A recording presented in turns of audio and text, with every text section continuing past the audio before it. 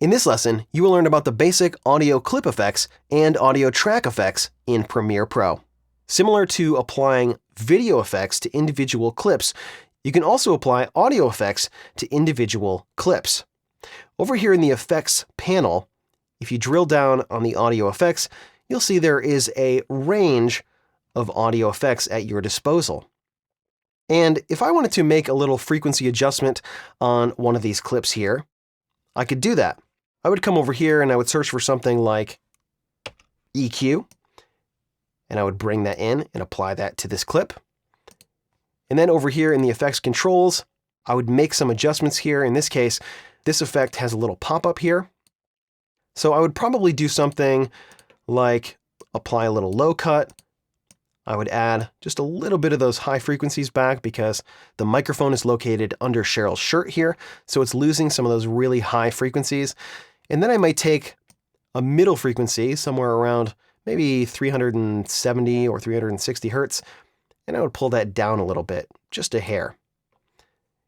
And now check out what this sounds like. Recipe for chocolate chip cookies that left something to be desired. It can be daunting trying to find just the right recipe. And now listen to the difference when it's off. Cookies that left something to be desired. It can be daunting trying to find just the right recipe. I think it makes it sound pretty nice. The problem is, just like with those video effects, what if I wanted this audio effect to apply to multiple clips? Unfortunately, master clip effects do not work with audio. If I hit F here and I bring up the master clip and I try to apply an EQ to it, you can't. This is only for video effects. But there's another way, and it's very, very easy. And if you come up to Window here, come down and select Audio Track Mixer. Now, you may have noticed that there's also an audio clip mixer on here. Let me just pull that over so it's right next door. These mixers do a different thing. The audio clip mixer is essentially another way to make volume adjustments on individual clips. So with this clip selected, you can see that the volume is showing right here at 0 decibels. Watch what happens when I hit the home button. Now it's at -infinity. And if I play this clip, you can see that this fader here did a little fade up exactly like what these keyframes are doing down here on this clip. Most of the time, I never use this audio clip mixer panel because I prefer to just drop keyframes in here and adjust the volume that way. This other panel here, I use all the time. This represents the volume on the track level, which means instead of making adjustments to individual clips, what I can do is make adjustments to everything on this track, which in audio makes a heck of a lot of sense. If I had a project with multiple microphones and multiple people speaking, it would make sense to keep all of those microphones on the same track. So if I had Cheryl speaking, I would keep her on audio track number 1. If I had Bob speaking, I would keep him on audio track number 2. And the reason is I can apply effects that will be suitable for Cheryl's voice and Bob's voice individually, and it'll apply to the entire track. And to do that, I come over here to the audio track mixer, and there's a little twirl down right here, which is the Show, Hide, Effects, and Sends.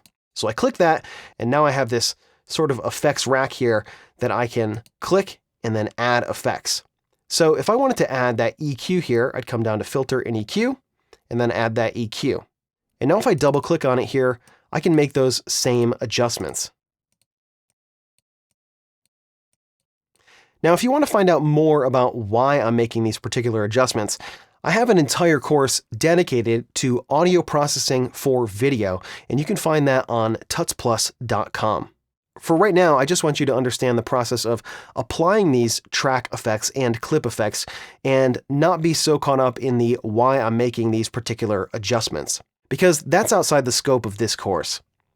So with those adjustments made, now if I play this track... Have you ever had a recipe for chocolate chip cookies that left something to be desired? It can be daunting trying to find just the right recipe. It will sound exactly like when I applied this effect and I made these adjustments to this individual clip. But now this EQ is applied to everything on this track. So if I jump to a later time, And the standard 375 degrees because we're making extra large cookies, so we want to take the low and slow approach. This EQ is applied here as well. So you can use these audio track effects to apply your audio to everything on the track, and that's very, very useful. Typically, what I will do is I'll apply an EQ, and then I'll come down here and I'll grab something like a dynamics processor. And this will help me to just level out the dynamic changes in this track. So it essentially takes the louder stuff and it squishes that back down to a quieter level and then brings everything else up. So it reduces the dynamic range so that it's just a little bit easier to listen to. So I'm going to rewind here and just dial in a few settings. A recipe for chocolate chip cookies that left something to be desired. It can be daunting trying to find just the right recipe. Not flat, not too dry, delicious flavor, picture perfect, and best of all, easy. Hi, my name is Cheryl Ziegler, and in this video, I'm going to show you how to make big bakery-style chocolate chip cookies. First, let's go over the ingredients. You will need 2 cups of all-purpose flour, half a teaspoon of baking soda, half a teaspoon of kosher salt, 3/4 of a cup. So I'd make some adjustments with the compressor until I thought it sounded right. And you may have noticed while I was making those adjustments that these little red lights over here on this meter lit up. These are audio clip indicators, which means that the audio has reached a very bad level. It has either met or exceeded the 0 decibel mark.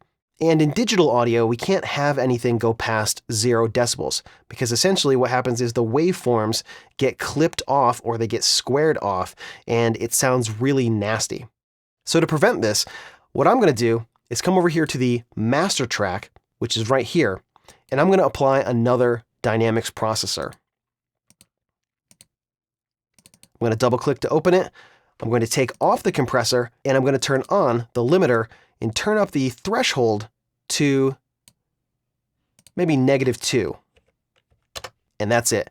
And now, no matter how loud any track gets in this entire project, the master audio level or the master audio track will never get louder than -2 decibels. All the other tracks are routed to this master channel. You can see that right here. And so it wouldn't matter if I had 1 track or 10 tracks with audio on them. If I enable this limiter on the master track and I set the threshold to -2 decibels, the audio won't get louder than -2 decibels.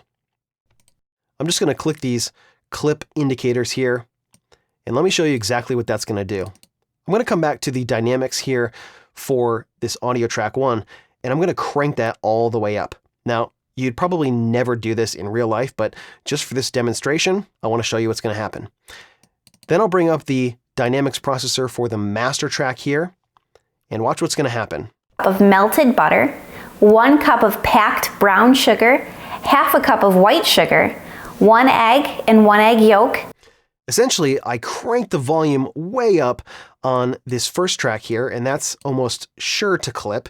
But when it gets to the master track, it's never going to go louder than -2 decibels. And this is a great insurance policy for your projects to make sure that you're not exporting projects with audio that sounds all nasty and distorted because it's way too loud. In every single one of my projects, I always have a limiter on that master audio track to prevent things from getting too loud and out of hand. I'm just going to jump back here and reset this to a more appropriate level.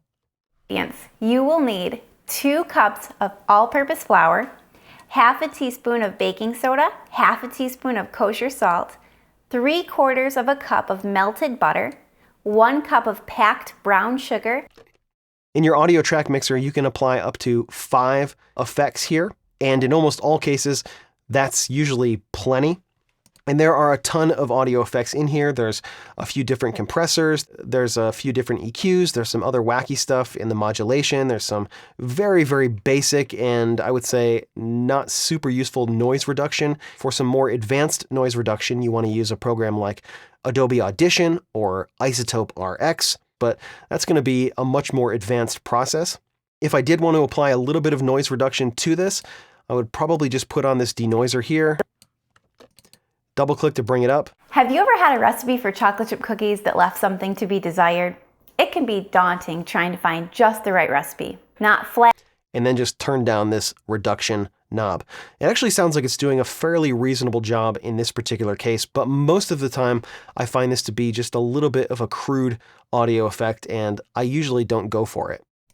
But just like with the video effects, there's a lot of audio effects here that you can experiment with and tweak up your audio and make it sound great. And again, for more information on advanced audio processing, check out my course on advanced audio processing for video, available on tutsplus.com. So again, applying effects in this track mixer is very handy. Now, this doesn't mean that you'll never apply audio effects to individual clips. A lot of times you'll have maybe a B-roll sound element, or you'll have a track with many different audio elements on it. Maybe you have some nature sounds, maybe you have some footsteps or some other sound effects. And in that particular case, it doesn't make sense to put every single one of those on individual tracks. And so in that instance, what you would do is apply those audio effects directly to the clip, because you just have one instance of them on your timeline. If you had several instances of kind of natural outside ambient sounds, you may want to put those all on one track and then use these track effects with the audio track mixer to apply EQ and compression and other audio effects to those particular clips. But if you have one or two in your timeline, applying an individual audio effect to that clip is probably the best solution. So now that you have a basic understanding of audio clip effects and audio track effects, you're ready to move on to the next lesson, where you're going to learn how to add some basic titles to your video.